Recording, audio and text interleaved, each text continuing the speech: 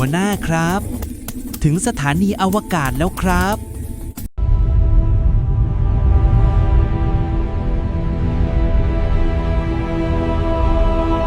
กัปตันคะ มียานอวกาศขออนุญาตลงจอดค่ะ อนุญาตให้ลงจอดไหมคะ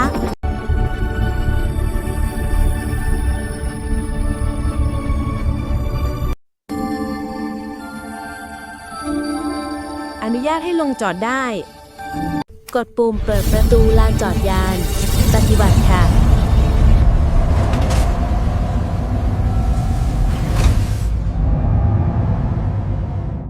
กัปตันครับ ปฏิบัติหน้าที่เรียบร้อย ขออนุญาตเลิกงานครับ